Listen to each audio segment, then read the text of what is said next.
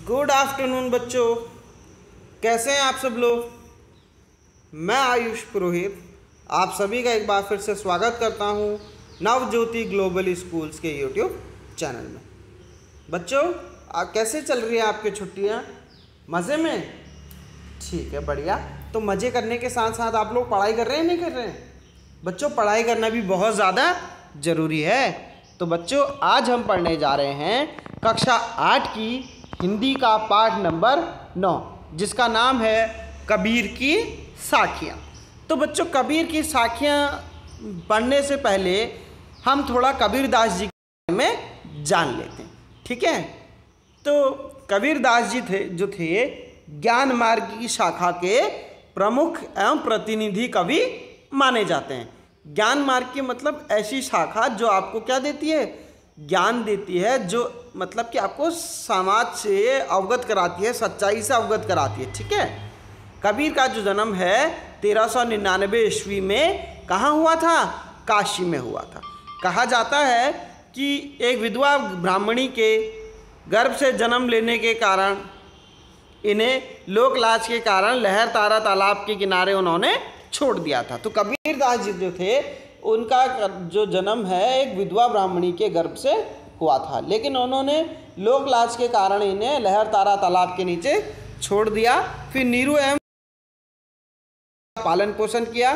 तो इसीलिए इनमें हिंदू और मुसलमान दोनों ही तरह के माँ बाप के जो हैं गुण जो हैं पाए जाते हैं। कबीरदास जी खुद कहते हैं कि मैंने कलम नहीं छुई और ना ही मैंने कभी कागज छुआ है, यानी कि मैं अनपढ़ हूँ, ठीक है। लेकिन कबीरदास जी की जो कविताएं हैं वो हमें क्या देती हैं?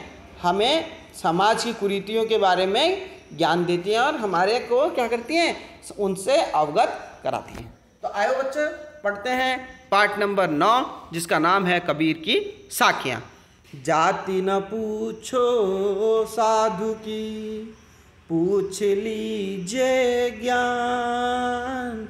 जाति न पूछो साधु की, पूछ लीजिए ज्ञान। मोल करे तलवार का, पड़ा रहन दो म्यान। तो बच्चों, कबीरदास जी कह रहे हैं कि साधु की क्या करनी चाहिए? जाति नहीं पूछनी चाहिए, क्योंकि साधु के जो है कोई भी अगर साधु जो मनुष्य है उसकी जाति से उसका मोल नहीं पता चलेगा। कैसे पता चलेगा? यानी कि जो है साधु का क्या पूछना चाहिए? जाति ना पूछकर उसका ज्ञान पूछना चाहिए, है ना। अक्सर हम क्या करते हैं, हम ऐसी ही गलतियां करते हैं, जो मूल्यवान चीज़ होती है उसको तवज्जो ना दे करके कुछ ऐसी चीज़ को तवज्जो देते हैं जो उससे कम मूल्यवान होता है ना। तो ऐसे ही वो कह रहे हैं कि कबीरदास जी कह रहे हैं कि साधु की जाति नहीं पूछनी चाहिए। क्या पूछना चाहिए? उसका ज्ञान पूछना चाहिए, तभी तो पता चलेगा कि साधु कितना प्रबल योगी है, ठीक है। और इसी तरह उदाहरण देके कबीरदास जी कहते हैं कि तलवार का मोल करना चाहिए। मोल किसका करना चाहिए? तलवार का करना चाहिए, क्योंकि मयान की तो उतनी ज़्यादा कोई मान्यता नहीं होती है, या मयान का कोई इतना ज़्यादा महत्व नहीं होता है ना। क्योंकि युद्ध किससे लड़े जाते हैं? तलवार से, मयान से थोड़ी ना लड़े जाते हैं। आवत गारी एक है, उलट होई अनेक। कहे कबीर नहीं उलटिए, वही एक ही एक। तो कबीरदास जी कह रहे हैं कि गारी आवत एक है, यानी कि जब कोई आपको गाली देता है, गाली मतलब क्या होता है बच्चों? गारी मतलब होता है गाली। जब कोई आपको गाली देता है तो क्या होती है? वो उस समय एक होती है, लेकिन जब आप गाली का पलट करके जवाब देते हो तो इस तरीके से क्या होता है?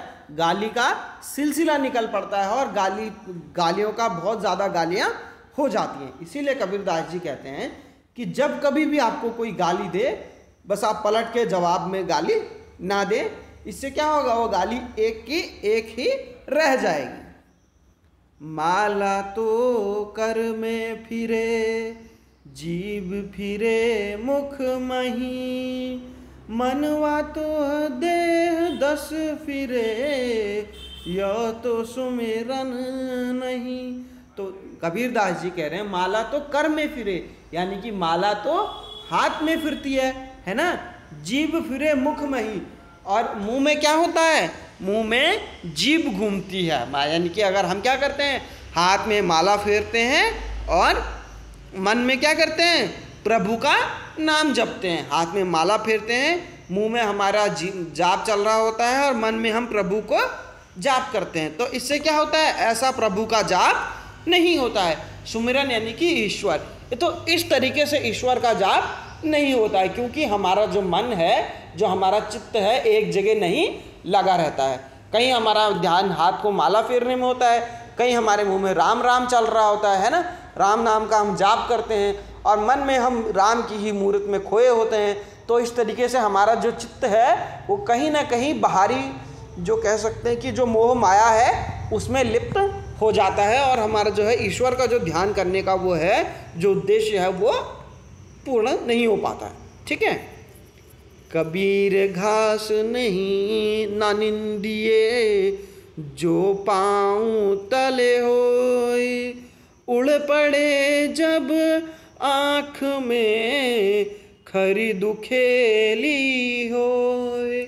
तो कबीरदास जी कहते हैं कि जो घास होती है ना, कबीरदास जी किसी की भी निंदा करने से मना करते हैं, यहाँ तक कि वो घास जो आपके पैरों के नीचे होती है, उसकी भी निंदा नहीं करनी चाहिए। कभी भी किसी व्यक्ति को तुच्छ होने का एहसास नहीं दिलाना चाहिए, क्योंकि जब हमारी जो पैर तले पड़ी होने वाली घास है, जब वो उड़ करके आँख में चली जाती है, तो क्या हो जाती है, वो वही घास जो अभी हमारे पैरों के नीचे पड़ी थी, आँख में जाने पर वो हमारे लिए बहुत ही दुखदाई हो जाती है, और यानी कि वो बहुत ज़्यादा कष्टकारी हो जाती है। जग में बैरी कोई नहीं, जो मन शीतल होए, या आपको डारी दे, दया करे सब कोई। तो कबीरदास जी कहते हैं कि जग में कोई भी आपका बैरी नहीं होगा। क्या होगा, जग में कोई भी आपका बैरी नहीं होगा, जब आपका क्या होगा, मन शीतल व शांत होगा, है ना। जब आपका मन शीतल व शांत होगा तो क्या होगा, जग में आपका कोई भी बैरी नहीं होगा। आपको ऐसा महसूस नहीं होगा कि हर कोई भी मनुष्य आपका दुश्मन है या बैरी है। तो इसीलिए क्या कह रहे हैं, आपको डारी दें, यानी कि अपने आप को क्या करें, अच्छा, मतलब सभी के प्रति दया का भाव रखें, सभी के प्रति श्रद्धा का भाव रखें। अगर आप ऐसा भाव अपने मन में रखेंगे तो क्या होगा, आपको क्या होगा कि जो अपना अहंकार है, जब आप अपना अहंकार को त्याग देंगे, है ना, अपने मन में सबके लिए शीतलता रखेंगे, तो आपको कोई बैरी नहीं लगेगा। अब बच्ची बात, अगर आप अपना अहंकार भी त्याग देते हैं तो क्या होगा, अहंकार त्याग देंगे तो क्या होगा, आप सब पर दया करेंगे। अगर सब पे दया करेंगे तो क्या होगा, कोई भी जग में आपका बैरी नहीं होगा। तो बच्चों, संत कबीरदास जी के द्वारा लिखित ये कविता कबीर की साखियाँ, ये अभी यहाँ पर समाप्त होता है। इससे संबंधित सवालों के लिए आप हमें नीचे कमेंट कर सकते हैं। तब तक के लिए हम आशा करते हैं कि आप अपने घर में रहें, सुरक्षित रहें और अपने माता पिता की आज्ञा का पालन करते रहें। हम फिर मिलेंगे आपसे नए पाठ में, तब तक के लिए अपना ख्याल रखें। धन्यवाद।